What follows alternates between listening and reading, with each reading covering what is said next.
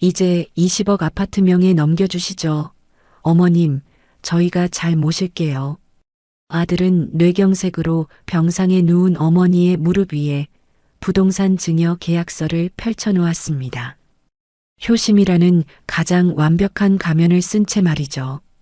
어머니는 말없이 서류를 받아들고 조용히 웃으며 도장을 찍어 주었습니다.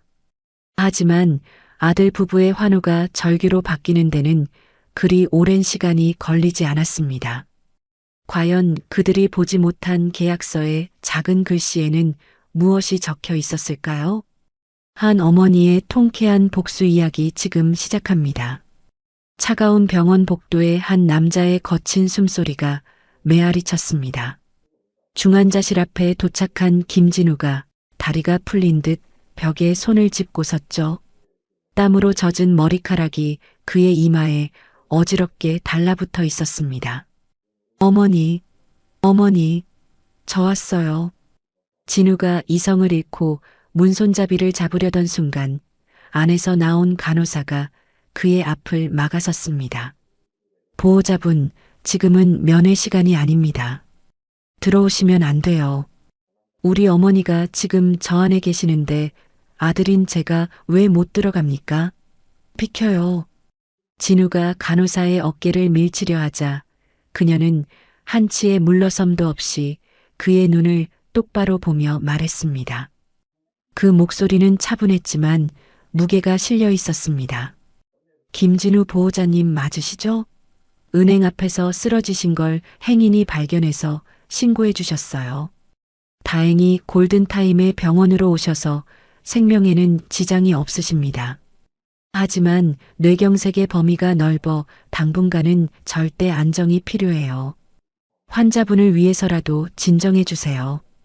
간호사는 위로와 정보를 동시에 건네며 말을 이었습니다. 그리고 여기 환자분 소지품입니다. 구급대원분들이 잘 챙겨주셨어요. 간호사가 건넨 것은 박순애가 평소 외출할 때 늘 들고 다니던 낡은 손가방이었습니다. 바로 그때 또각거리는 하이힐 소리가 복도 끝에서부터 들려왔습니다. 흐트러짐 하나 없는 세련된 차림의 이서현이었습니다. 그녀는 진우의 손에 들린 가방을 힐끗 본 뒤 간호사에게 다가갔습니다. 그녀의 목소리는 불안한 남편의 것과는 달리 놀라울 정도로 침착했습니다. 그래서 위급한 상황은 넘겼다는 말씀이시죠? 의식은요? 후유증은 어떻게 될까요? 의식은 아직 없으세요. 깨어나셔도 의사소통이 당분간은 좀 어려울 수 있습니다. 재활 치료하면 괜찮아지실 거예요. 두통이나 어지러움증이 있을 수 있으니 환자분 옆에 꼭 계셔야 합니다. 간호사가 다른 호출에 자리를 비우자 서연은 진우의 팔뚝을 강하게 움켜쥐고 복도 구석으로 끌었습니다. 그녀의 눈이 중환자실 유리창 너머 생명유지장치에 둘러싸인 시어머니에게 고정되었습니다.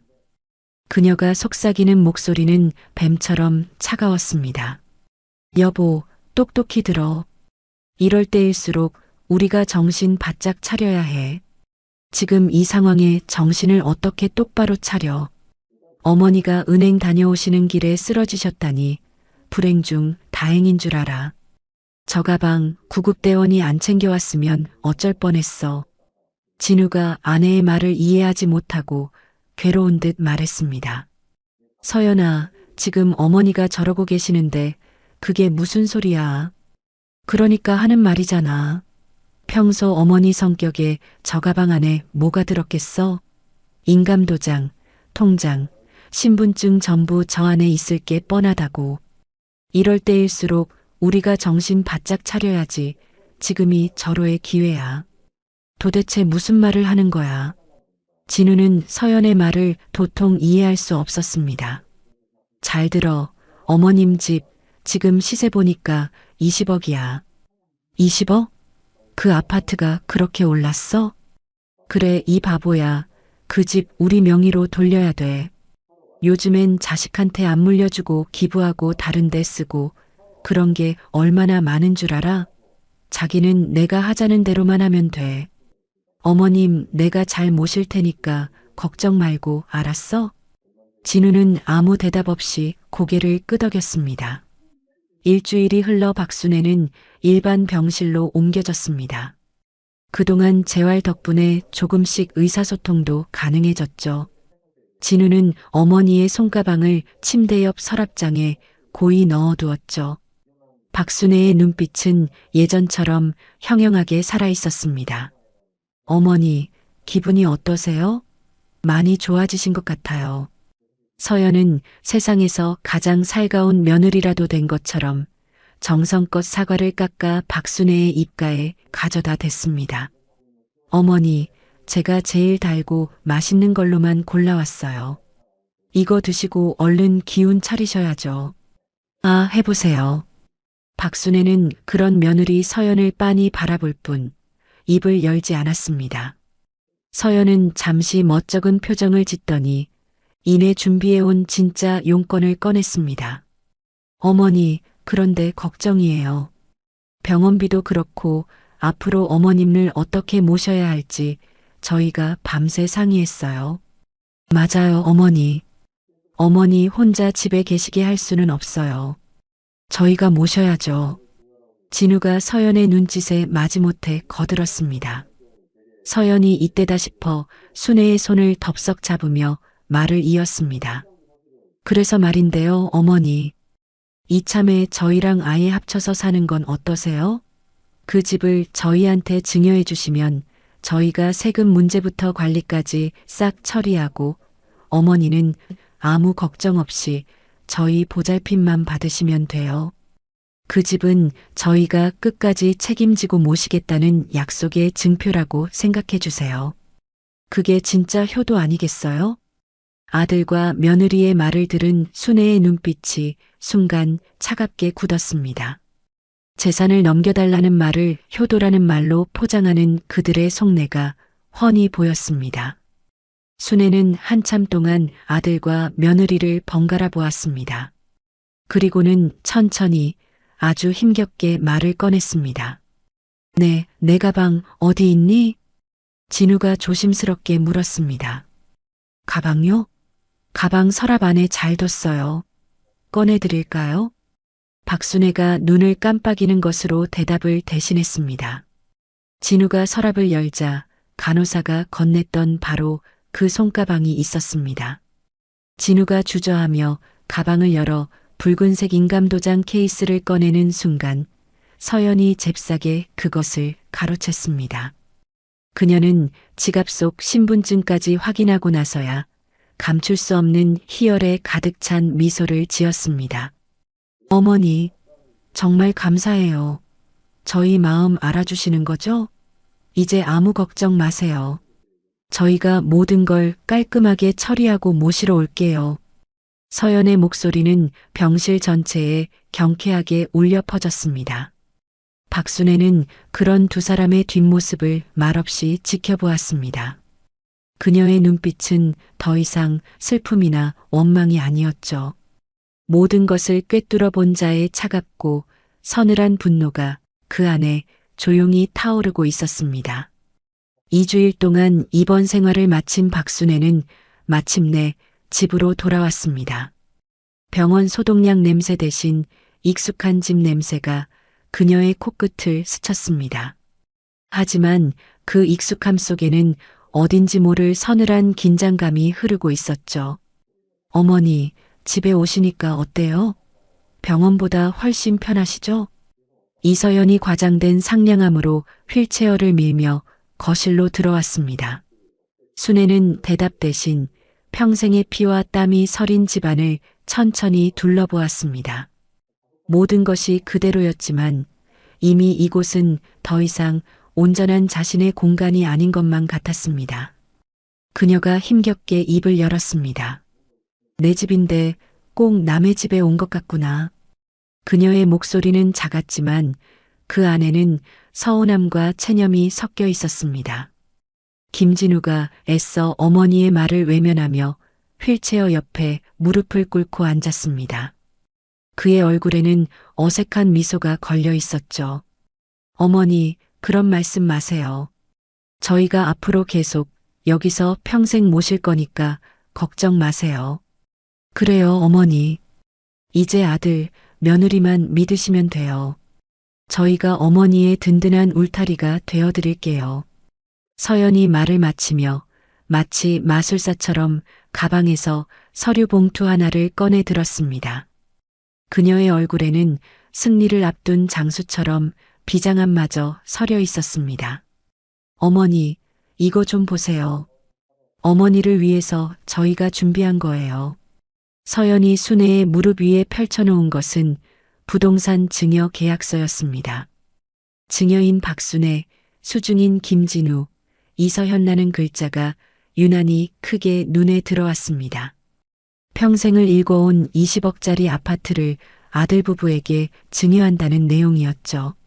서연이 마치 대본을 읽는 연기자처럼 부드럽게 설명하기 시작했습니다.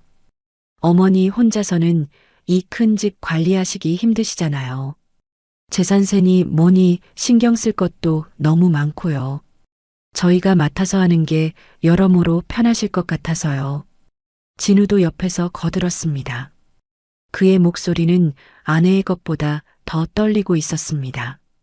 그냥 형식적인 절차일 뿐이에요, 어머니. 어차피 다 어머니 집인데 뭐 달라질 게 있겠어요. 박순애 여사가 말없이 서류를 받아들었습니다.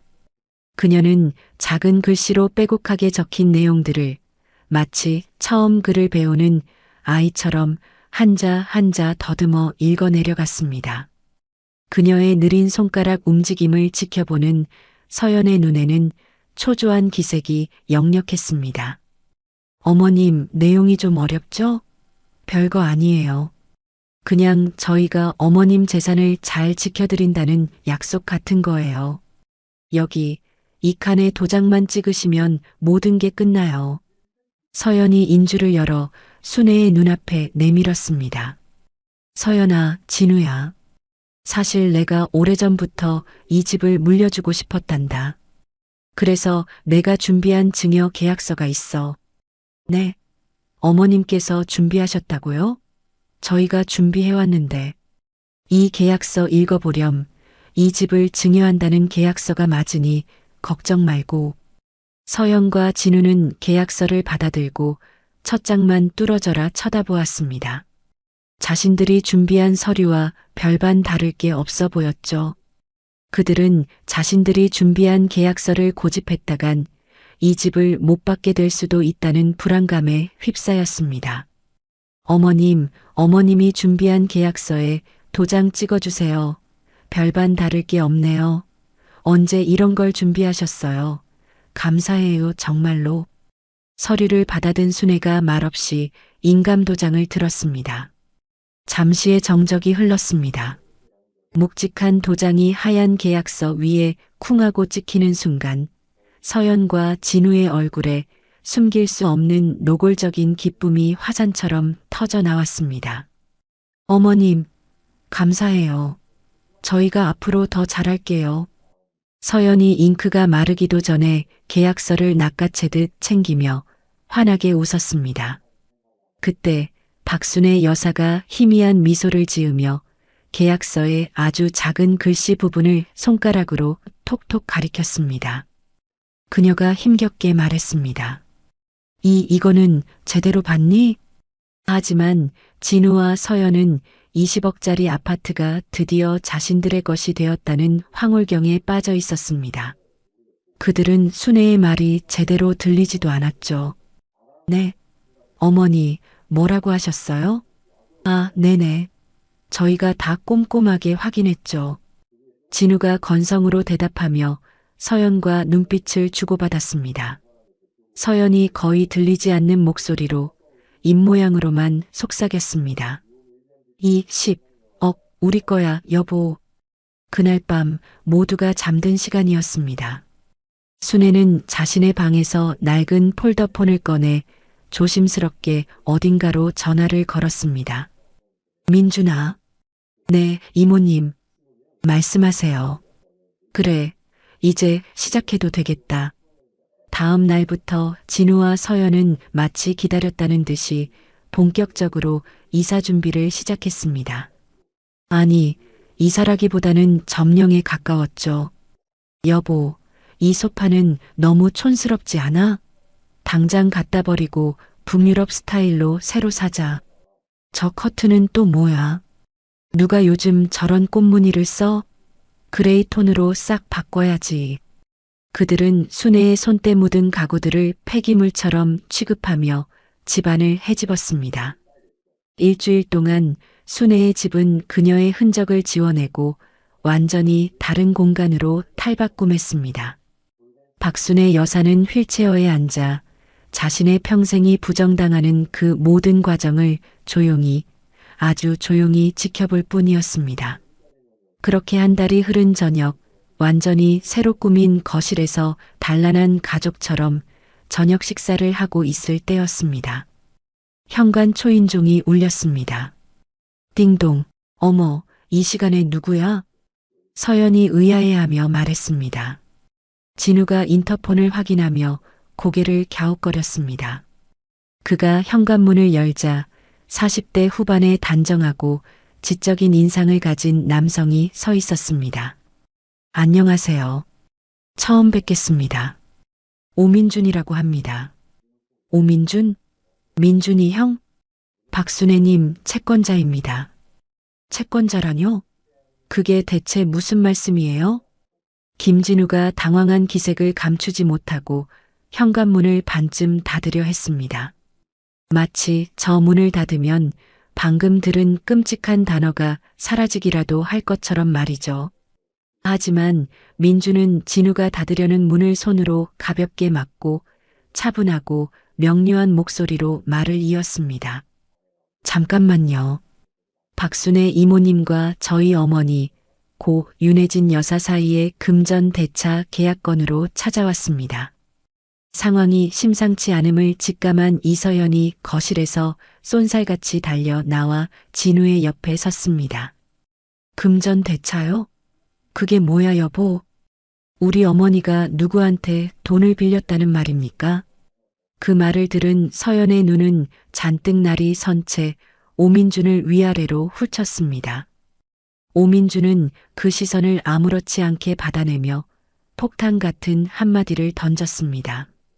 네, 정확히는 원금만 20억 원을 차용하셨습니다. 20억. 그 단어가 서연의 귓가에 박히는 순간 그녀의 얼굴에서 핏기가 싹 가셨습니다.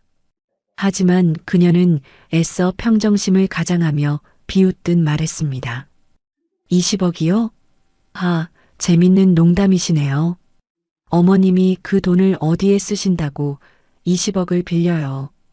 그 순간 오민준의 입가에 처음으로 옅은 미소가 번졌습니다. 그것은 동정이 담긴 그래서 더 잔인한 미소였죠. 그게 사실이 아니면 좋겠지만 20억 빌리신 거 맞습니다. 서류를 보시면 아시게 될 겁니다. 거실에서 말씀드리죠. 오민주는 더 이상 허락을 구하지 않고 거실로 들어섰습니다. 휠체어에 앉아있던 박순애 여사가 오민준을 보자 희미하게 미소를 지었습니다. 이모님 안녕하세요. 오랜만에 뵙습니다. 오민준이 허리를 숙여 정중하게 인사하자 순애가 고개를 작게 끄덕였습니다. 그 모습을 본 서연의 속이 부글부글 끓어올랐습니다.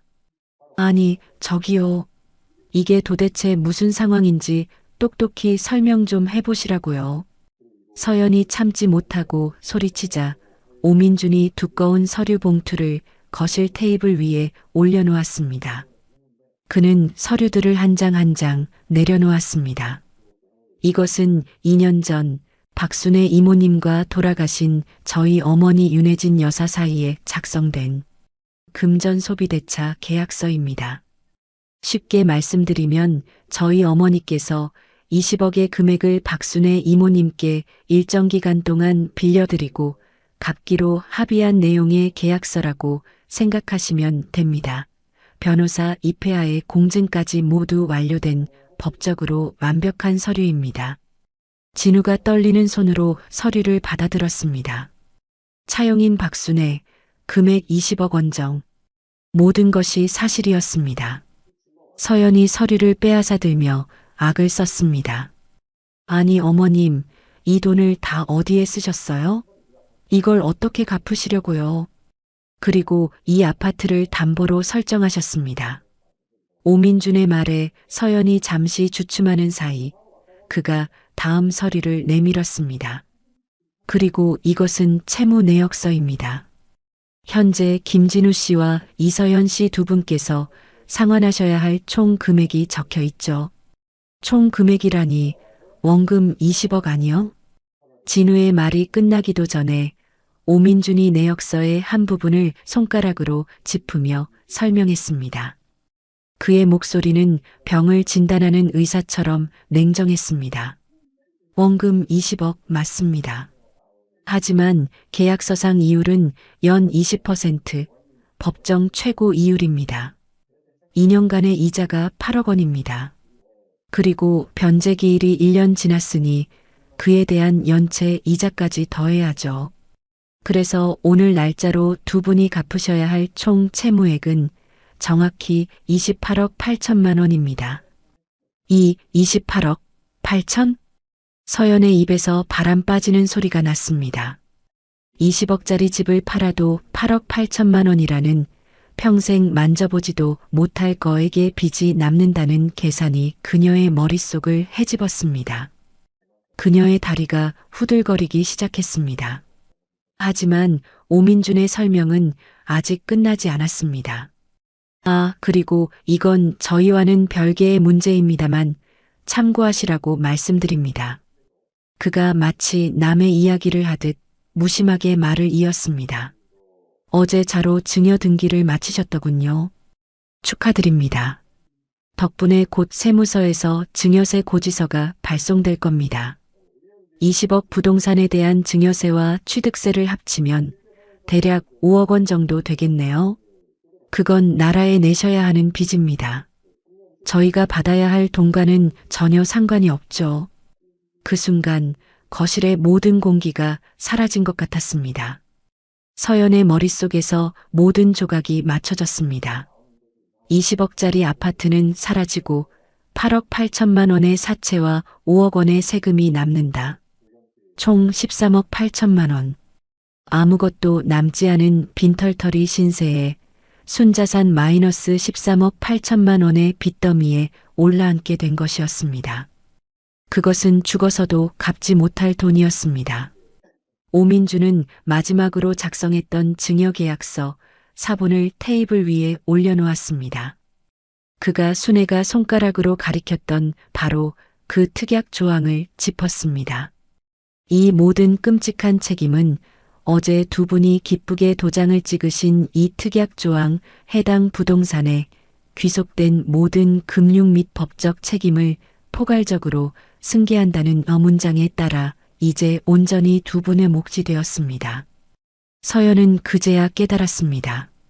이것은 처음부터 완벽하게 짜인 지옥으로 가는 각본이었음을, 환희에 차서 찍었던 그 도장 하나하나가 모두 지옥의 문을 여는 열쇠였음을. 어머니, 정말이에요? 정말로? 진우가 망연자실한 얼굴로 어머니를 바라보았습니다. 박순애 여사가 처음으로 입가에 미소를 머금었습니다. 내가 이 조항 봤냐고 묻지 않았었니? 말도 안 돼. 뭐 이런 그지 같은. 서연의 입에서 의미를 알 수 없는 괴성이 터져 나왔습니다. 그녀의 눈이 뒤로 휙 뒤집히더니 그대로 정신을 잃고 차가운 대리석 바닥 위로 쓰러졌습니다. 서연아, 여보, 정신 차려.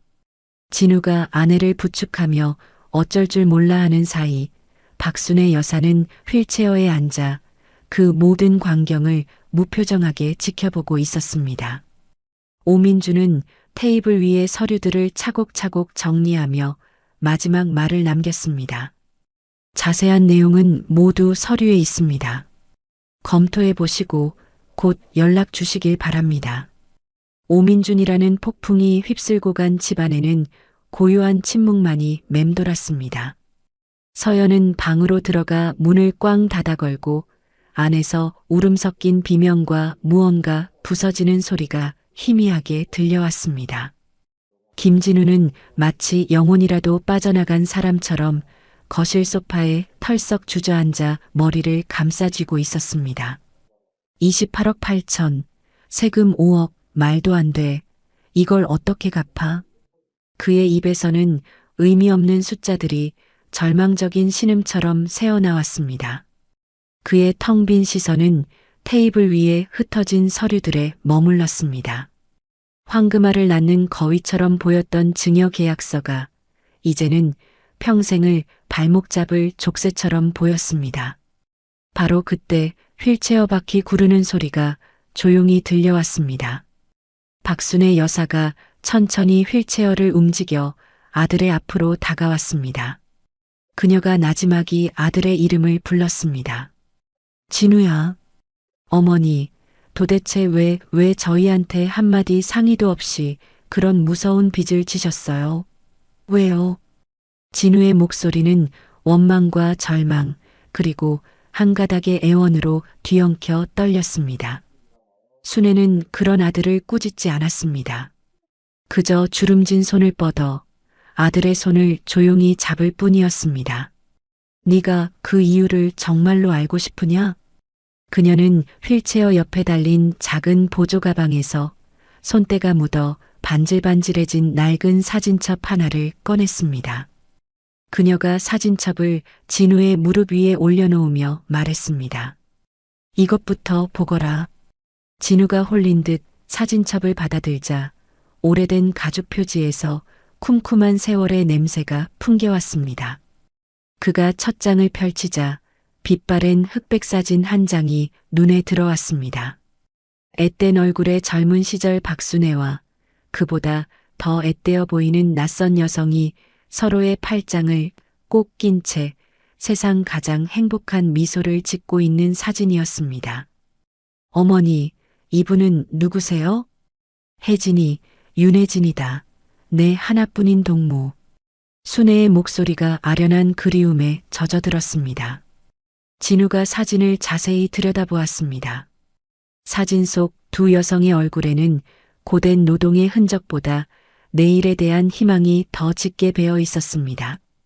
그럼 오민준 씨의 어머니? 그래, 그 아이 엄마다. 순애가 사진첩을 넘기라는 듯 손짓했습니다. 진우가 다음 장을 넘기자 두 사람의 고단했던 청춘이 파노라마처럼 펼쳐졌습니다. 회색빛 공장 작업복을 입고 나란히 서 있는 사진, 단칸방에 마주 앉아 밥 한 그릇을 나눠 먹는 사진, 서로의 어깨에 고단한 머리를 기댄 채 잠든 사진까지. 어머니, 이때가 언제쯤이에요? 1970년대, 우리가 20살을 갓 넘겼을 때였지. 순애가 떨리는 손으로 한 장 한 장 사진을 가리키며 설명했습니다. 혜진이는 나보다 먼저 저 공장에 들어갔다. 내가 야간 학교라도 다니면서 공부하고 싶다고 하니까 제 앞으로 나올 월급을 미리 당겨서 내 학비를 대주었지. 네, 그분이 어머니 학비를요? 진우의 눈이 충격으로 커졌습니다. 그때 한 달 월급이 3,000원도 채 안 될 때였어. 그런데도 제 먹을 것, 입을 것 아껴가며 그 절반을 뚝 떼어내 책값으로. 순애의 눈가에 결국 눈물방울이 맺혔습니다. 진우가 마른 침을 삼키며 사진첩을 계속 넘기자 순애의 결혼식 사진이 나왔습니다.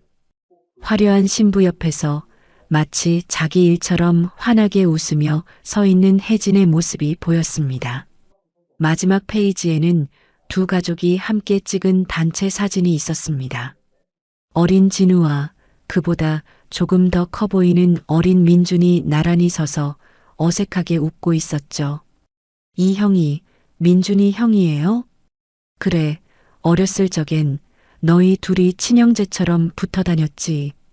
시간은 김진우가 태어나기도 전인 1973년의 어느 새벽으로 거슬러 올라갑니다.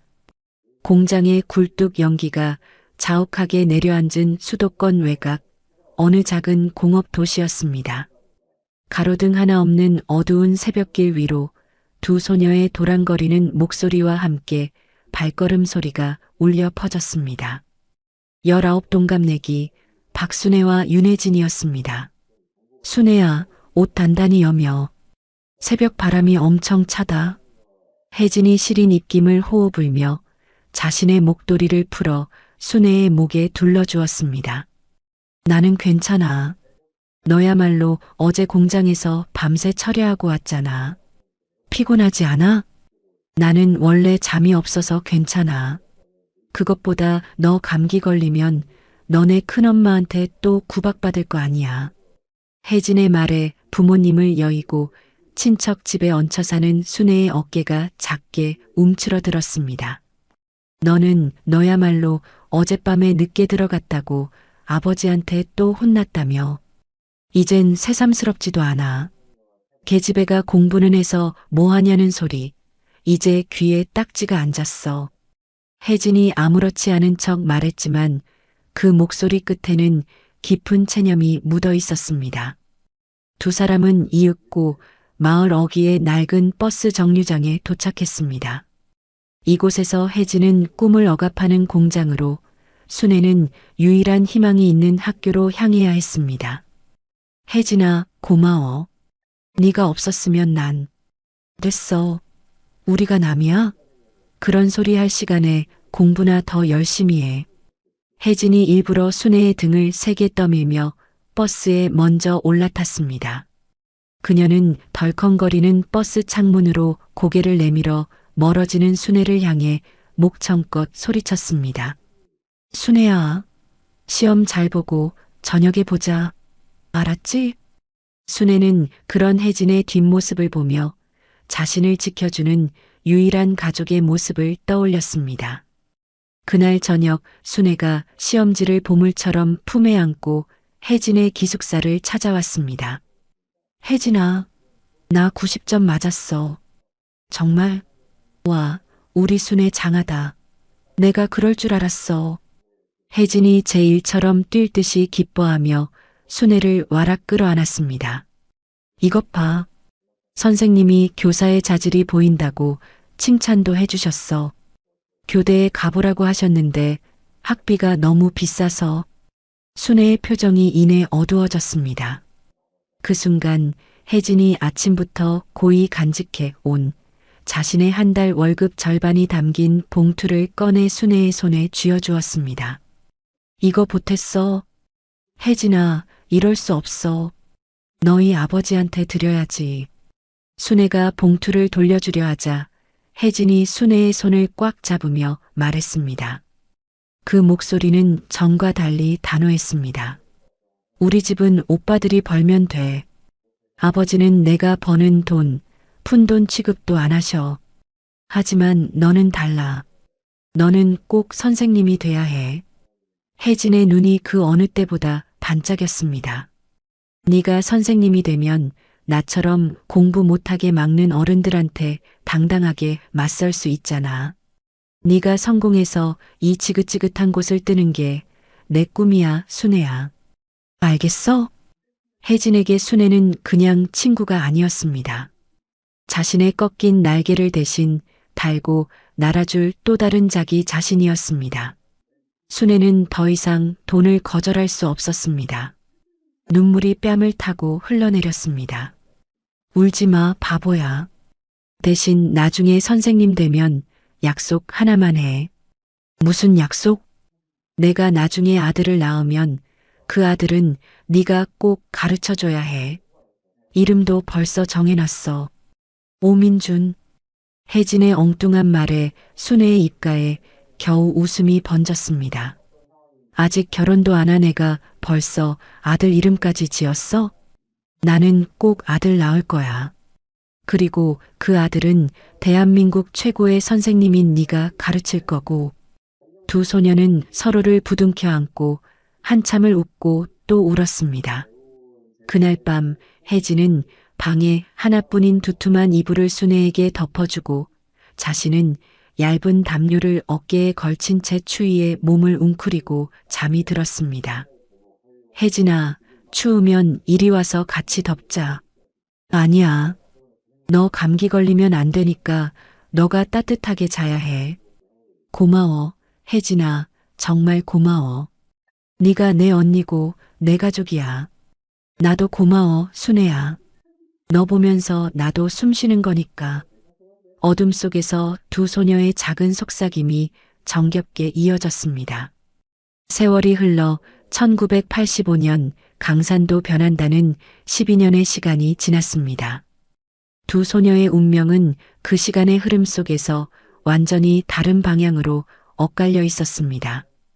박순애는 꿈에 그리던 초등학교 교사가 되어 아이들의 웃음소리가 가득한 교단에서 안정된 삶을 살고 있었고 결혼 후 진우라는 아들도 낳았습니다.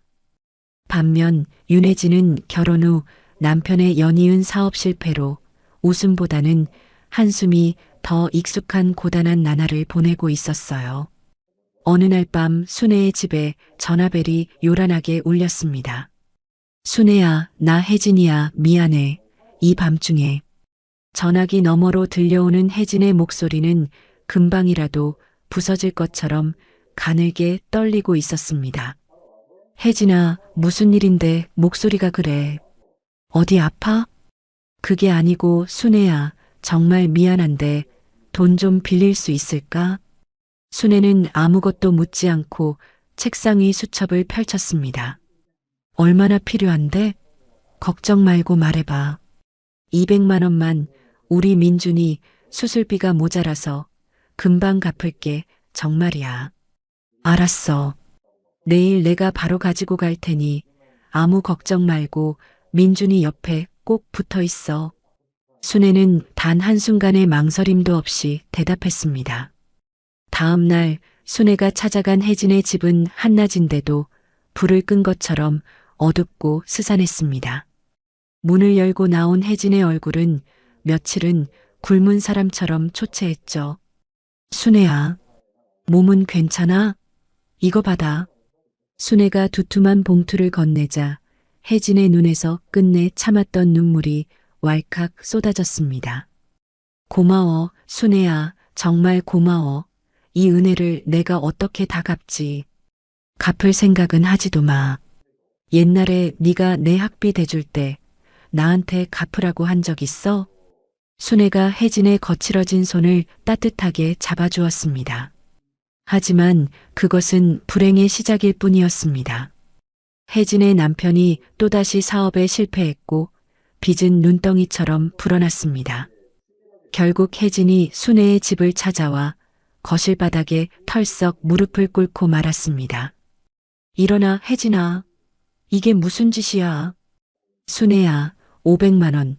이번 한 번만 더 빌려주면 정말 다 해결돼. 내 목숨을 걸고 약속할게. 제발. 알았어. 알았으니까 어서 일어나. 순애는 그 길로 은행으로 달려가 아들 진우의 이름으로 들어놓았던 적금까지 모두 해약해서 혜진의 손에 쥐어주었습니다. 그러나 운명은 너무나도 가혹했습니다. 혜진의 남편이 빗길에 교통사고를 당해 중환자실에 입원하게 된 것입니다. 순애야, 나 이제 어떡하면 좋아. 치료비가 1,000만 원이래. 나 이제 어떡해. 혜진은 병원 복도 차가운 벽에 기댄 채 어린아이처럼 목 놓아 울었습니다.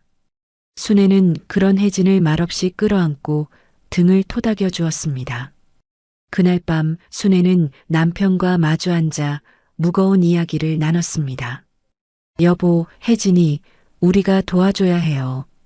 여보, 우리도 진우 키우면서 사는 거 뻔히 알잖아. 쉽지 않은 거. 그래도 당신도 알잖아요. 혜진이가 저한테 어떤 친구였는지. 걔 아니었으면 지금의 나도 없었어요. 남편은 깊은 한숨을 내쉬며 고개를 끄덕였습니다. 결국 순애는 자신들이 사는 집을 담보로 대출을 받아 혜진을 도왔습니다. 하지만 그 모든 노력에도 불구하고 혜진의 남편은 끝내 세상을 떠나고 말았습니다. 장례식 날 혜진은 넋이 나간 사람처럼 울음조차 터뜨리지 못했습니다. 혜진아, 괜찮아, 괜찮을 거야. 모르겠어. 순애야, 나 정말 아무것도 모르겠어. 걱정 마. 민준이는 내가 책임질게. 걘 내 아들이나 마찬가지야. 걱정 마. 순애야, 미안해. 나 때문에 내 인생까지 망가지는 것 같아서 정말 미안해. 바보 같은 소리. 우리가 남이야? 순애가 옛날 혜진이 자신에게 했던 말을 눈물 속에서 똑같이 되돌려 주었습니다. 그 후로 순애는 정말로 민준을 친아들처럼 거두었습니다. 자신의 살림이 어려워져도 민준의 학비와 생활비를 먼저 챙겼습니다. 어느 날 중학생이 된 아들 진우가 불퉁한 얼굴로 순애에게 물었습니다. 엄마, 왜 민준이 형만 맨날 새 옷 사주고 나는 형이 입던 헌 옷만 입어야 돼? 순애는 아들의 투정에 마음이 아팠지만 애써 웃으며 아들의 머리를 쓰다듬었습니다. 우리 아들 속상했어? 민준이 형은 아버지가 안 계셔서 마음이 더 힘들거든. 그러니까 우리가 더 챙겨줘야 하는 거야. 그래도 이건 너무하잖아. 나중에 크면 우리 진우도 다 이해하게 될 거야. 엄마 마음을. 순애는 아들의 작은 투정을 나무라지 않았습니다. 그저 언젠가 아들이 이 깊은 인연의 무게와 우정의 약속을 이해해주기만을 간절히 바랄 뿐이었습니다. 시간은 현재로부터 2년 전으로 거슬러 올라갑니다. 혜진이 췌장암으로 세상을 떠나고 계절이 두어 번 바뀐 가을, 순애는 아들 내외의 서늘한 본심을 확인하고야 말았습니다. 화창한 주말 오후 순애는 아들 내외가 예약한 고급 레스토랑에 앉아 있었습니다. 어머니, 이거 드셔보세요. 이 집이 스테이크가 정말 맛있어요. 며느리 서연이 살갑게 웃으며 값비싼 스테이크를 정성껏 잘라 순애의 접시에 올려주었습니다. 아들 진우 역시 연신 아내를 칭찬하며 분위기를 띄웠죠. 우리 서연이가 어머니 기력 보충해드려야 한다고 일부러 제일 좋은 데로 예약했어요. 효심 하나는 끝내주죠? 순애는 오랜만에 받아보는 아들 내외의 극진한 대접에 어색하면서도 한편으로는 마음 한구석이 따뜻해지는 것을 느꼈습니다. 혜진을 떠나보낸 후 부쩍 외로움을 타던 참이었기에 그들의 관심이 가뭄의 단비처럼 느껴졌습니다. 화기애애한 식사가 끝나갈 무렵 서연이 화사하게 웃으며 말했습니다. 어머니, 저는 잠시 화장 좀 고치고 올게요. 몇 분 후 순애 역시 잠시 바람을 쐴 겸 자리에서 일어났습니다. 레스토랑 복도를 지나 화장실로 들어서는 순간 안쪽 칸에서 익숙한 목소리가 들려왔습니다. 새어나오는 웃음소리와 대화 내용에 순애는 자기도 모르게 그 자리에 걸음을 멈췄습니다. 며느리 서연이었습니다. 응, 나 지금 시어머니랑 같이 있어. 오늘 내가 크게 한턱 쐈지. 분위기 아주 좋거든. 이제 슬슬 본론으로 들어가서 한번 꼬셔보려고. 순애는 자신의 귀를 의심했습니다. 심장이 차갑게 내려앉는 기분이 들었죠. 서연의 통화는 계속되었습니다. 먹힐 것 같냐고? 먹히게 만들어야지. 일단 요즘 세상이 얼마나 험악한데 혼자 계시면 위험하다. 나이 드시면 판 달려 흐려져서 사기당하기 딱 좋다, 이런 레퍼토리로 쫙 운을 띄우는 거야. 그래도 안 넘어오시면 최후의 수단으로 치매 얘기까지 꺼내야지. 어머님 요즘 진짜로 깜빡깜빡 하신다니까? 진짜 치매일 수도 있어.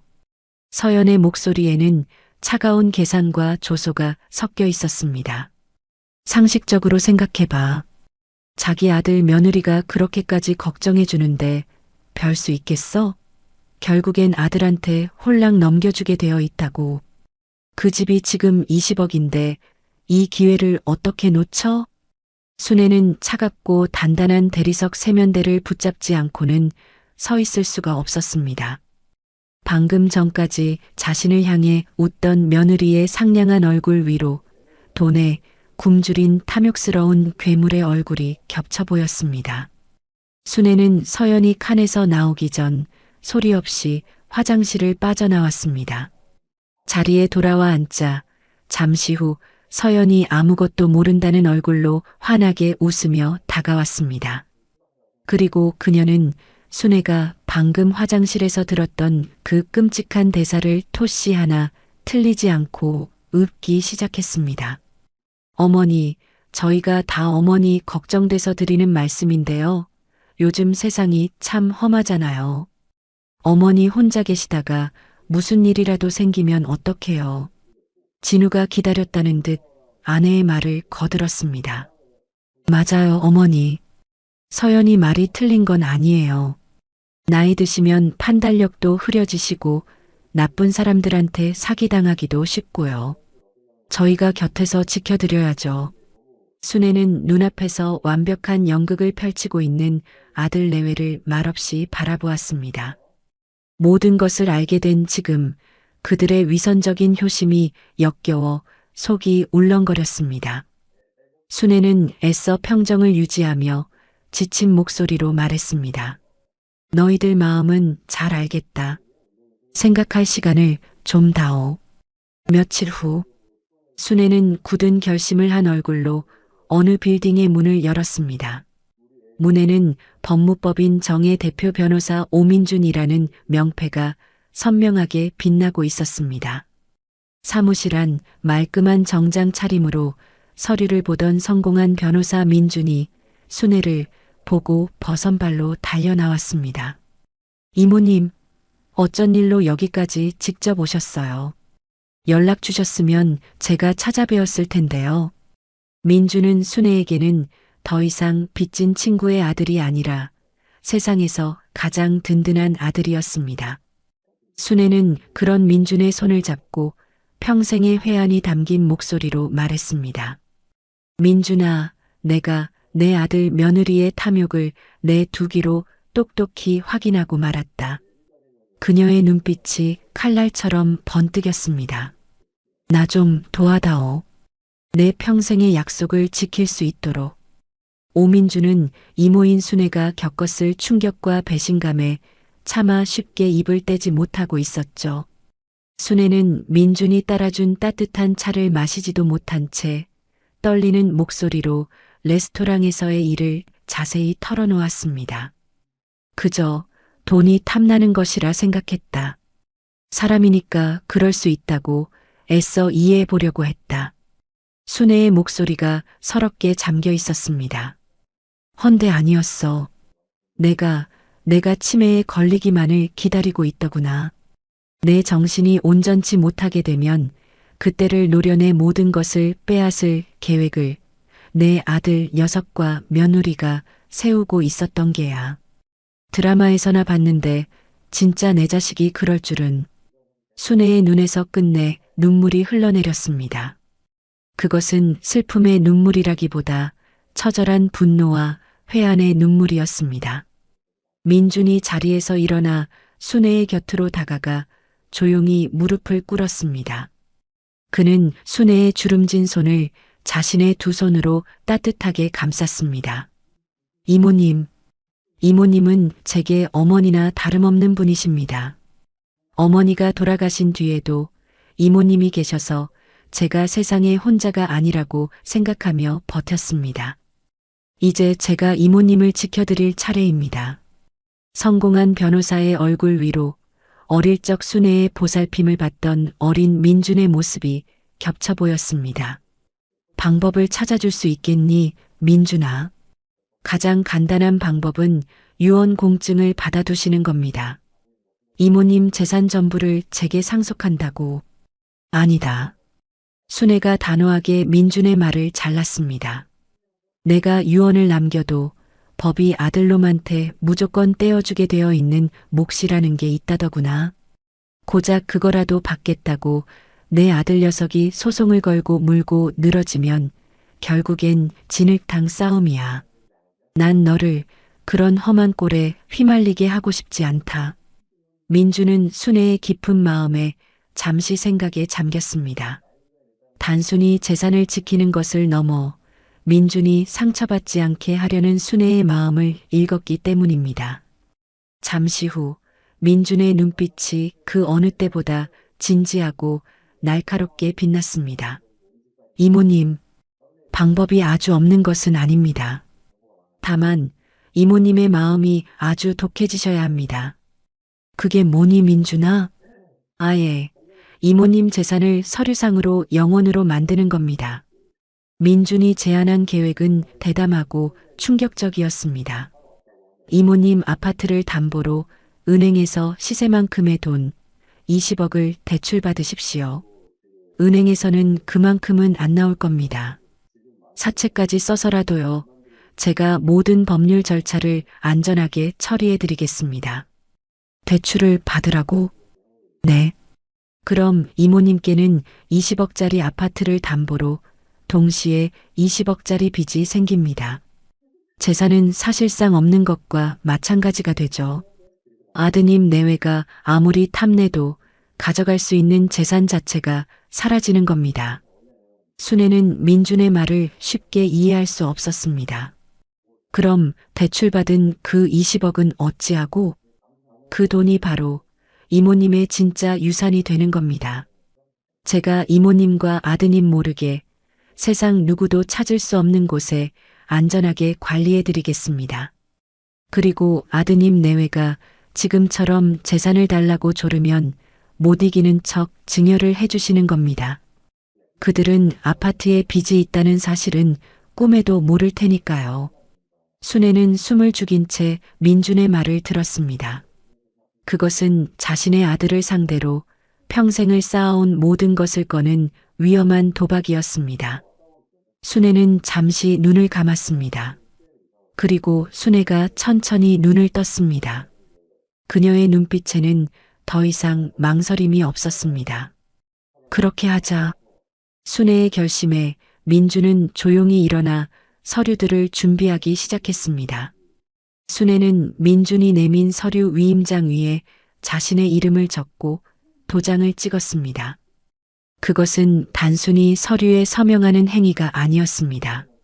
자신의 핏줄이 내민 탐욕의 칼날에 맞서 평생의 약속으로 빚어낸 방패를 드는 선전포고였습니다. 모든 계획은 바로 그날 시작되었습니다. 그렇게 시작된 순애의 마지막 계획은 그녀가 병상에 눕고 아들 내외가 탐욕의 덫에 스스로 걸려들면서 폭풍 같은 일막을 내렸습니다. 채권자 오민준의 등장은 견고해 보였던 그들의 성에 거대한 균열을 만들었습니다. 그리고 이제 어머니가 보여준 사진첩을 통해 모든 것을 알게 된 아들 진우는 분노와 죄책감이라는 두 개의 무거운 조명 아래 홀로 서 있었습니다. 오민준이 다녀간 지 꼬박 하루가 지난 깊은 밤이었습니다. 이서형과 김진우가 수억 원을 들여 화려하게 꾸민 거실에는 값비싼 가구들이 무색하게 느껴질 정도의 냉랭한 침묵만이 감돌았습니다. 정말 미쳐버리겠네. 당신 어머니 도대체 왜 그런데? 잘 모시겠다고 했잖아. 서연은 신경질적으로 와인잔을 비워내며 대리석 바닥을 또각또각 걸어 다녔고 그 소리는 진우의 신경을 날카롭게 긁었습니다. 진우는 소파에 미동도 없이 앉아 있었습니다. 그의 앞 테이블에는 지난밤 잠든 아내 몰래 밤새도록 펼쳐보고 또 보았던 낡은 사진첩이 마치 모든 비극의 원흉처럼 놓여 있었죠. 얼음장 같던 침묵을 깬 것은 서연이었습니다. 그녀가 마시던 와인잔을 테이블에 탁 내려놓으며 남편을 비꼬듯 말했습니다. 그래서 이제 어쩔 셈이야? 그 낡아빠진 사진첩에서 14억 갚을 방법이라도 튀어나온대? 얼굴꼴이 꼭 나라라도 잃은 장수 같네. 아주. 진우가 아내의 말에 테이블 위에 사진첩을 거칠게 밀어내며 소리쳤습니다. 당신도 한번 똑똑히 봐. 이게 우리 어머니의 실체고 동시에 내가 어떤 대접을 받으면서 살아왔는지에 대한 증거니까. 그는 떨리는 손으로 사진첩의 한 페이지를 가리켰습니다. 빛바랜 흑백 사진 속 공장 작업복을 입은 앳된 두 여인의 모습이었습니다. 진우의 목소리에 날이 서기 시작했습니다. 어머니 친구 혜진 아주머니래. 이분 때문에 우리 어머니가 교사가 될 수 있었던 거래. 그래서 평생을 빚 갚는 마음으로 사셨다고. 심지어 내가 헌 옷 입고 다닐 때 민준이 형은 새 교복을 사입혔다는 말도 안 되는 편지까지 있더라고. 이게 정상적인 엄마가 친아들한테 할 짓이라고 생각해? 난 평생을 저 사람의 아들을 위해 희생당하고 살았던 거야. 그의 목소리 끝에는 어머니의 우정을 위해 자신은 늘 뒷전이었다는 사실에 대한 배신감이 묻어났습니다. 진우의 눈에는 혜진이 순애를 위해 희생했던 시간은 잊혀진 지 오래였죠. 서연은 그런 남편의 분노를 보고 그가 완벽히 자기 편이 되었다고 확신했습니다. 그녀는 남편의 분노에 기름을 부으며 그것을 더 큰 탐욕의 도구로 삼으려 했습니다. 그것 봐, 내 말이 맞지? 시어머니는 당신보다 그 오민준을 더 아꼈던 거야. 평생을 당신 등골 빼서 그 집안 먹여 살린 거라고. 그래놓고 이제 와서 그 변호사랑 짜고 우리한테 빚까지 떠넘겨. 이건 그냥 사기가 아니라 배신이야, 배신. 서연의 눈이 섬뜩하게 빛났습니다. 그녀는 이제 승기를 잡았다는 듯 의기양양하게 외쳤습니다. 잘 됐어. 이건 명백한 사기 증여야. 당장 변호사 선임해서 증여 무효 소송 걸고 그 오민준 모시기 변호사도 사기죄로 콩밥 먹이자고. 감히 누굴 상대로 사기를 쳐? 그 말을 들은 진우의 얼굴은 눈물과 분노, 그리고 지독한 자기 혐오로 뒤엉켜 있었습니다. 사기? 그래, 당신 말이 맞을지도 몰라. 어머니는 나보다 민준이 형이 먼저였으니까. 평생을 나한테 희생만 강요했으니까. 억울하고 분하다고. 진우의 절규가 텅 빈 거실을 울렸습니다. 그러나 그는 이내 스스로를 향해 더 큰 목소리로 외쳤습니다. 그런데 우리도 어머니 등쳐먹으려고 했잖아. 억울하다고 어머니 재산 뺏으려고 했던 우리가 정당하다는 건가? 당신이나 나나 다 똑같은 괴물이야. 이제 와서 누가 누굴 탓해?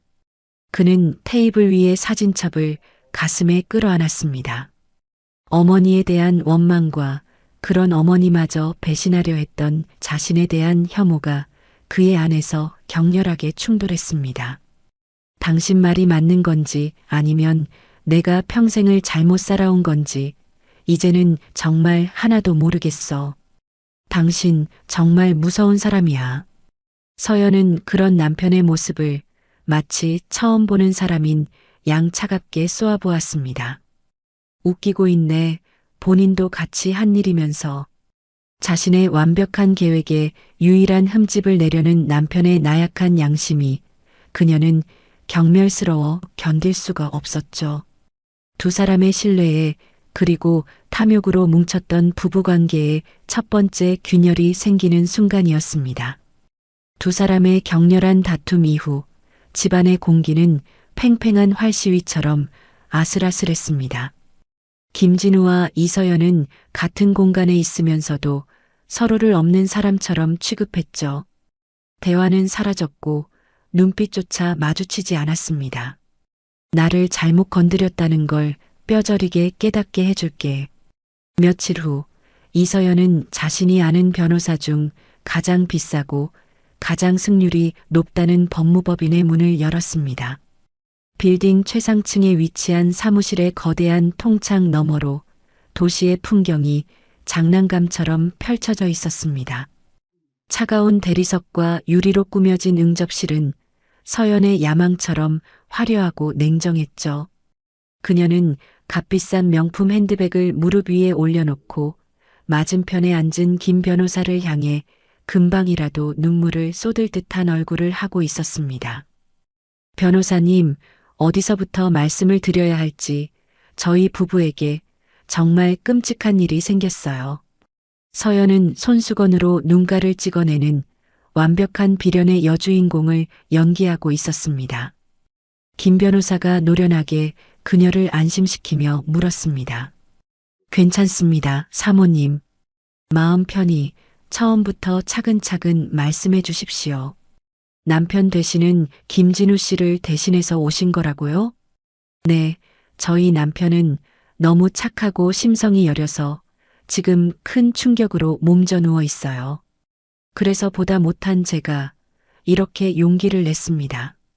서연이 잠시 말을 멈추고 슬픔을 억누르는 듯 심호흡을 했습니다. 저희 시어머니는 평생을 교직에만 계셨던 아주 순수하고 세상 물정 모르시는 분이세요. 저희 부부는 그런 어머님을 늘 걱정하며 지극정성으로 모셨습니다. 그런데 김 변호사가 그녀의 말에 집중하며 고개를 끄덕였습니다. 그런데 저희 시어머니께는 평생을 기생충처럼 빌붙어 살던 친구분이 한 분 계셨어요. 저희는 그것도 모르고 그저 어머니의 오랜 동무련이 생각했죠. 서연은 순애와 혜진의 숭고했던 우정을 한순간에 추악한 기생관계로 둔갑시켰습니다. 그 친구분은 이미 돌아가셨지만 문제는 그 아들입니다. 저희 어머님 도움으로 유학까지 다녀오고 번듯한 변호사가 되었죠. 바로 오민준 변호사라고 변호사님도 아실지 모르겠네요. 김 변호사의 눈썹이 살짝 올라갔습니다. 오민준 변호사라면 잘 알죠. 업계에서도 아주 실력 좋기로 유명한 친구입니다.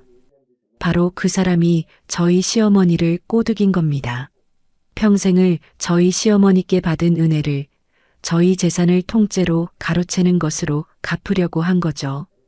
서연의 목소리가 격앙되기 시작했습니다. 저희 어머님이 최근에 뇌경색으로 쓰러지셨어요. 몸도 성치 않고 판단력도 흐려진 상태셨죠.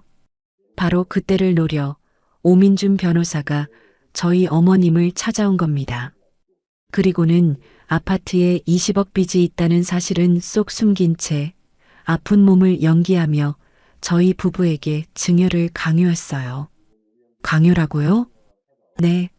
저희 남편은 착해 빠져서 아픈 어머니의 마지막 소원인가 싶어 덜컥 서명을 했고요. 효심을 이용한 거죠. 저희의 착한 마음을 이용해서 20억짜리 아파트가 아니라 14억짜리 빚더미를 떠넘긴 겁니다. 변호사님, 이게 말이 되나요? 이건 명백한 사기 아닌가요? 김 변호사는 잠시 생각에 잠겼습니다. 그는 서연의 이야기 속에 몇 가지 비어있는 부분이 있다는 것을 눈치챘지만 굳이 지적하지 않았습니다. 오히려 그의 눈은 승리의 가능성을 발견하고 날카롭게 빛났습니다. 사모님, 말씀을 들어보니 민법상 기망에 의한 증여계약으로 볼 소지가 충분합니다. 상대방이 변호사라는 점이 좀 까다롭긴 하지만 증여 과정에서 채무의 존재를 고의로 숨겼다는 점만 입증하면 승산은 있습니다. 재미있는 싸움이 되겠군요. 김 변호사의 말에 서연은 드디어 연기를 멈췄습니다. 그녀의 눈에서 눈물이 감쪽같이 사라졌고 얼굴에는 차갑고 단단한 표정이 떠올랐습니다. 변호사님, 저는 그냥 증여만 무효로 만들고 싶은 게 아니에요. 그녀의 목소리가 뱀처럼 낮고 섬뜩하게 가라앉았습니다. 저를 기만한 시어머니와 그 뒤에서 모든 것을 조종한 오민준, 두 사람 모두 사기죄로 고소해서 감옥에 보내고 싶어요. 그리고 저희 부부가 받은 정신적 충격에 대한 위자료까지 뜯어낼 수 있는 건 전부 뜯어낼 겁니다. 가능하겠어요? 김 변호사는 서연의 잔인함에 잠시 놀랐지만 이내 얇고 차가운 미소를 지었습니다. 그는 이런 종류의 의뢰인에게 익숙했습니다. 물론입니다, 사모님. 소송은 돈과 시간의 싸움입니다. 비용만 충분히 준비된다면 저는 사모님을 위해 지옥이라도 만들어드리는 사람입니다. 비용은 걱정 마세요. 성공 보수도 원하시는 만큼 챙겨드리죠. 대신 반드시 이겨주세요. 그들이 제 앞에서 무릎 꿇고 비는 모습을 제가 꼭 봐야겠습니다. 서연과 김 변호사는 서로를 마주보며 탐욕으로 가득 찬 미소를 나누었습니다. 그것은 법의 이름을 빌린 또 다른 약탈을 예고하는 잔인한 동맹의 시작이었습니다. 며칠 후 서연이 외출해서 돌아와 빳빳한 대봉투를 거실 테이블 위에 던지듯 내려놓으며 말했습니다. 이제 진짜 시작이야. 법원에서 온 소장. 그녀는 서류의 앞면을 손가락으로 톡톡 두드렸습니다. 그곳에는 선명한 글씨로 사건의 당사자들이 적혀 있었습니다. 원고 이서연, 피고 박순애, 오민준. 그리고 당신은 이제 내 유일한 증인이고. 진우는 그 글자들을 보며 아무 말도 하지 못했습니다. 서연이 그런 남편에게 다가와 귓가에 뱀처럼 속삭였습니다. 정신 똑바로 차려. 법정에서 딴소리하기만 해. 그럼 당신도 어머니랑 오민준이랑 한패였다고 공범으로 엮어버릴 테니까. 그녀가 나지막이 웃으며 쐐기를 박았습니다. 우린 한 배를 탔다고 김진우 씨. 그날 밤 서연은 거실에서 변호사와 통화하며 승리를 확신하는 목소리로 웃고 떠들었습니다. 네, 변호사님. 증거는 차고 넘쳐요. 명백한 사기죠. 이길 수밖에 없는 싸움이라니까요. 아내의 목소리가 문틈으로 희미하게 들려왔습니다. 진우는 귀를 막고 싶었지만 그럴 수 없었죠. 그는 불도 켜지 않은 어두운 방 안에서 어머니의 사진을 멍하니 바라보았습니다. 원망과 죄책감이 뒤섞여 그의 마음은 지옥과도 같았습니다. 어머니, 대체 왜? 그는 괴로운 마음에 서재에 놓인 어머니의 낡은 경대를 무의식적으로 열었습니다. 어머니의 손때 묻은 빗과 작은 장신구들 사이에 자물쇠로 잠긴 낡은 오동나무 상자가 있었습니다. 이게 뭐지? 진우는 경대 아래쪽에 테이프로 붙여진 작은 열쇠를 발견하고 홀린 듯 상자를 열었습니다. 상자 안에는 묵주와 빛바랜 사진 몇 장, 그리고 그의 이름이 적힌 낡은 편지 봉투 하나가 들어 있었습니다. 어머니의 익숙한 글씨체였습니다. 내 사랑하는 아들, 진우에게. 진우의 심장이 쿵 내려앉았습니다. 그는 떨리는 손으로 편지를 꺼내 펼쳤습니다. 어머니의 눈물 자국인 듯 얼룩진 편지 위로 그녀의 진심이 모습을 드러냈습니다. 진우가 나지막이 편지를 읽어 내려가기 시작했습니다. 진우야, 이 편지를 네가 언젠가 읽게 된다면 엄마는 아마 내 곁에 없거나 있어도 없는 것과 마찬가지인 상태일 게다. 그의 목소리가 미세하게 떨려왔습니다. 다음 문장을 읽는 그의 눈시울이 뜨거워졌습니다. 먼저 미안하다는 말부터 해야겠구나. 네가 어릴 적 엄마가 민준이 형만 더 챙긴다고 많이 서운했었지. 헌 옷만 입혔던 거, 친구들 앞에서 기죽게 만들었던 거, 단 하루도 잊지 않고 엄마는 늘 미안했다. 진우의 입에서 작은 신음이 터져 나왔습니다. 어머니는 모든 것을 알고 있었습니다. 알고 계셨구나. 그는 눈물로 흐려지는 눈으로 필사적으로 닦아냈습니다. 편지는 어머니의 가장 깊은 비밀을 고백하고 있었습니다. 하지만 진우야, 엄마에게는 갚아야 할 목숨 같은 빚이 있었단다. 네가 보고 자란 엄마의 삶은 사실 혜진 이모가 내게 선물해준 두 번째 인생이었어. 그 이모가 아니었다면 세상에 엄마도 그리고 내 아들 너도 없었을 거다. 진우는 그제야 사진첩 속의 희생이 어떤 의미였는지 어렴풋이 깨닫기 시작했습니다. 그는 편지의 다음 구절에서 숨을 멈췄습니다. 엄마는 평생을 내 심장을 반으로 쪼개어 사는 심정으로 살았다. 반은 세상에서 가장 사랑하는 내 아들 너를 위해 뛰었고 나머지 반은 내 목숨을 구해준 친구와의 약속을 위해 뛰었지. 편지는 어머니의 고통스러운 고백을 이어갔습니다. 너를 사랑하는 마음과 그 아이를 지켜야 하는 마음, 어느 하나도 엄마는 포기할 수가 없었다. 진우의 입에서 흐느낌이 새어나왔습니다. 그는 마지막 문단에서 완전히 무너져 내렸습니다. 엄마는 너를 단 한순간도 사랑하지 않은 적이 없단다. 이거 하나는 정말 진심이란다. 진우의 손에서 편지가 힘없이 떨어졌습니다. 어머니를 향했던 모든 분노와 억울함이 거대한 파도처럼 밀려오는 죄책감과 슬픔 앞에 산산이 부서졌습니다. 그는 서재 벽에 등을 기댄 채 그대로 바닥에 주저앉았습니다. 아니야, 아니야. 그는 고개를 저으며 부정했지만 눈물은 멈추지 않았습니다. 그의 입에서 터져나온 것은 짐승의 울음소리와도 같은 처절한 통곡이었습니다. 어머니, 어머니. 어머니가 남겨둔 사랑 앞에서 자신의 탐욕이 얼마나 추악했는지를 깨닫는 고통의 눈물이었습니다. 밖에서 들려오던 아내 서연의 날카로운 웃음소리가 그 울음소리 앞에 아득하게 멀어져 갔습니다.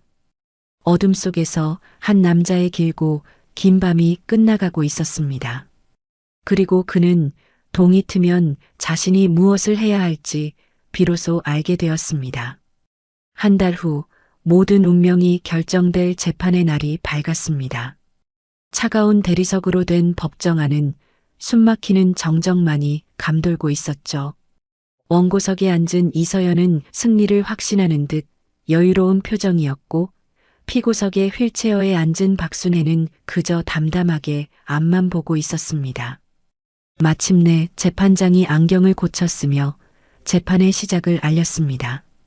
지금부터 판결에 앞서 최종 증인 신문을 시작하겠습니다. 원고 측 증인 김진우 씨 앞으로 나오십시오.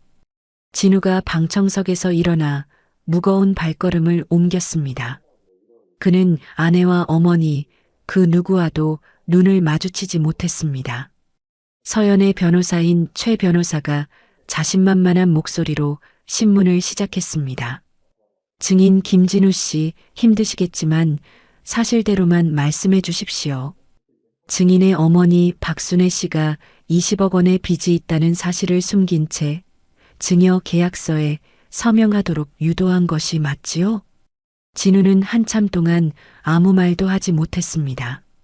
법정 안의 모든 시선이 그의 입술에 쏠렸습니다. 증인? 왜 대답이 없으시죠? 어머니가 걱정되십니까? 하지만 진실을 말하는 것이 지금 증인이 할 수 있는 최선의 효도입니다.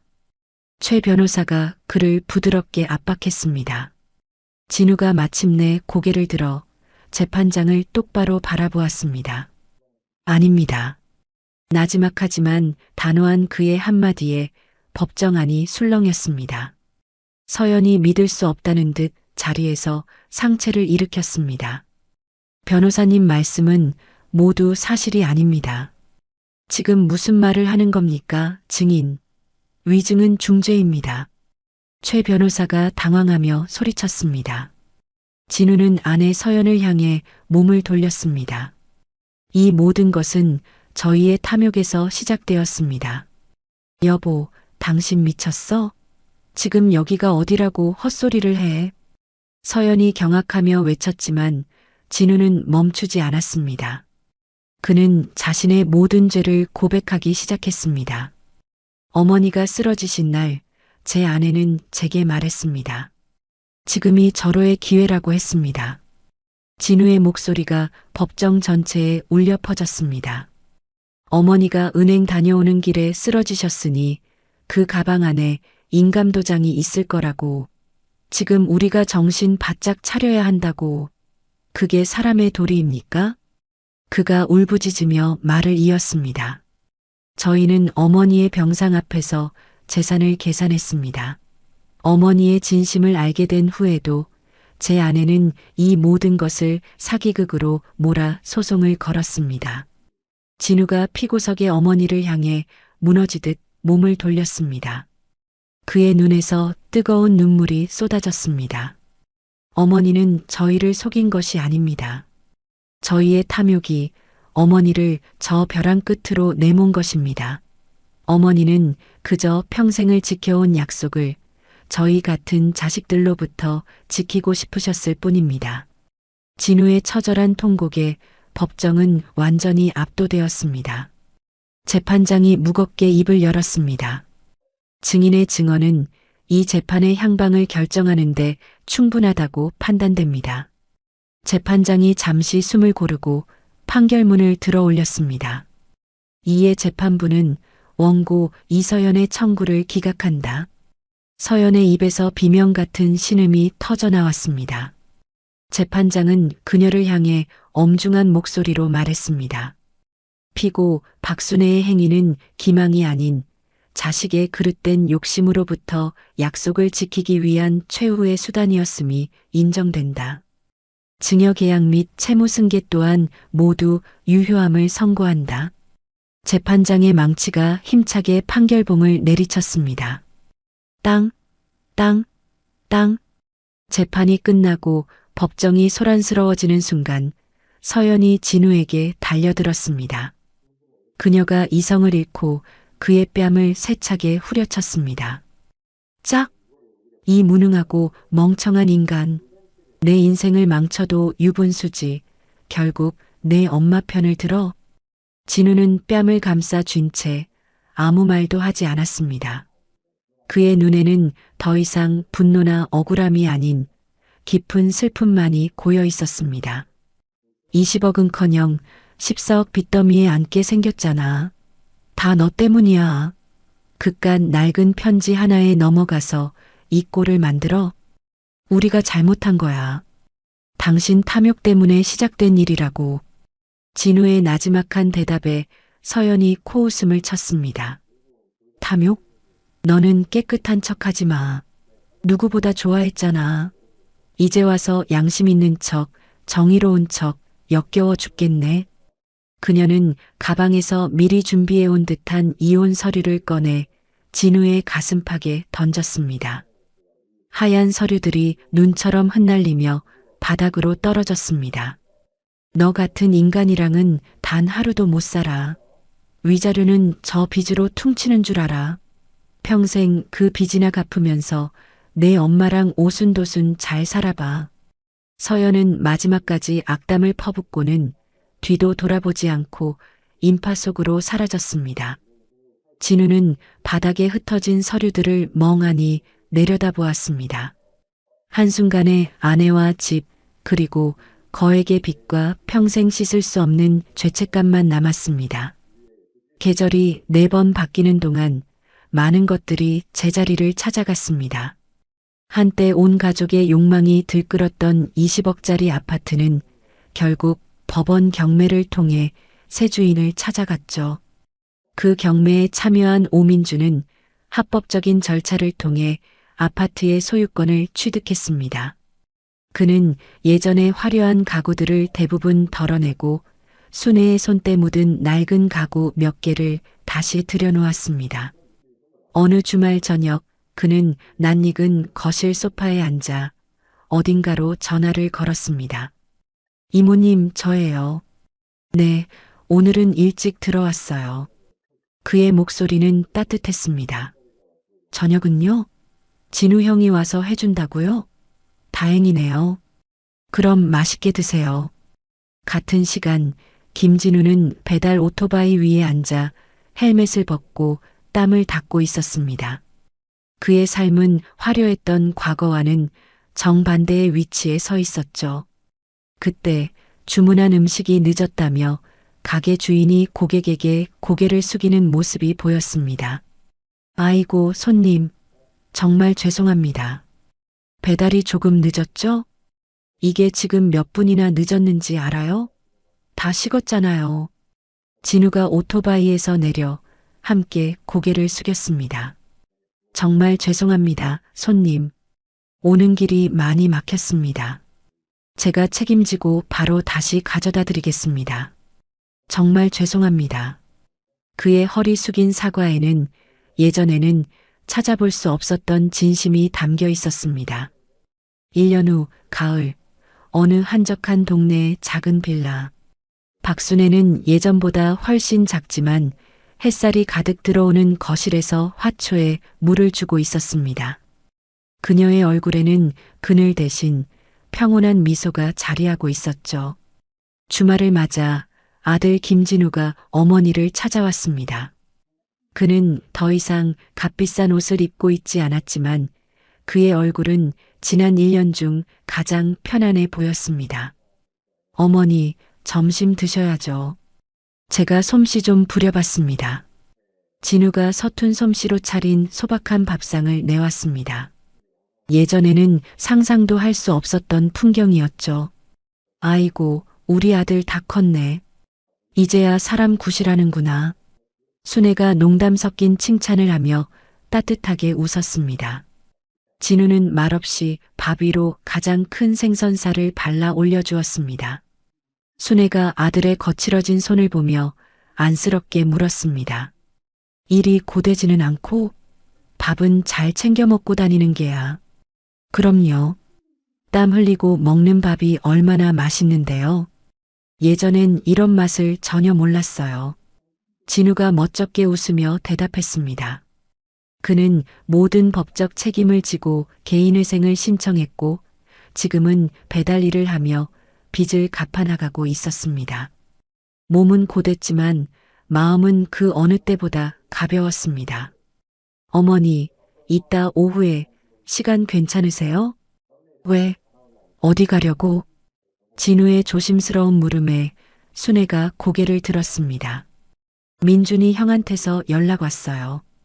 같이 혜진 아주머니 찾아뵈었으면 좋겠다고요. 그가 말을 이었습니다. 저도 그래도 괜찮을까요, 어머니? 그럼 당연히 같이 가야지. 혜진이가 보면 아주 좋아할 게다. 그들이 도착한 곳은 따스한 가을볕이 내리쬐는 어느 야트막한 언덕의 묘원이었습니다. 윤혜진의 작은 봉분 앞에 순애와 진우 그리고 민준이 나란히 섰습니다. 민준이 조용히 국화꽃을 내려놓고 술을 따르며 잠들어 있는 어머니에게 말했습니다. 어머니, 저 왔어요. 이모님은 제가 잘 모시고 있으니 아무 걱정 마세요. 그가 진우를 돌아보며 옅은 미소를 지었습니다. 그리고 진우 형도요. 이제 다 괜찮아졌어요, 어머니. 그러니 하늘에서 편히 지켜보세요. 순애가 휠체어에 앉아 사진 속 친구의 얼굴을 어루만지듯 바라보며 말했습니다. 혜진아, 나왔다. 우리 민준이 아주 훌륭하게 잘 컸지? 그리고 우리 진우도 이제야 철이 좀 들었어. 네가 하늘에서 도와준 덕분인가 보다. 한참을 망설이던 진우가 마침내 무릎을 꿇고 혜진의 봉분 앞에 고개를 숙였습니다. 그의 목소리가 작게 떨렸습니다. 아주머니, 저 진우예요. 제가 다 잘못했습니다. 평생을 저희 어머니와 아주머니께서 쌓아 올린 그 귀한 것들을 제가 전부 망칠 뻔했습니다. 정말 죄송합니다. 그가 일어나 말없이 어머니의 주름진 손을 가만히 잡았습니다. 그 작고 거친 손의 온기 속에서 그는 자신이 잃어버린 것과 그리고 비로소 얻게 된 것을 깨달았습니다. 나레이션이 진우의 마음을 대변하듯 조용히 흘러나왔습니다. 그가 그토록 탐냈던 20억짜리 아파트는 사라졌습니다. 화려했던 삶도 곁을 지키던 아내도 모두 떠나갔죠. 하지만 그는 비로소 알게 되었습니다. 어머니, 이제 그만 가시죠. 진우가 어머니의 휠체어를 부드럽게 돌렸습니다. 순애가 아들의 손등을 따뜻하게 토닥였습니다. 돈이 아닌 사람 사이의 믿음, 재산이 아닌 지켜야 할 약속의 무게, 그것이야말로 어머니가 자신의 모든 것을 걸고 아들인 자신에게 물려주고 싶었던 진정한 유산이라는 것을 말입니다. 오늘 이야기 어떠셨나요?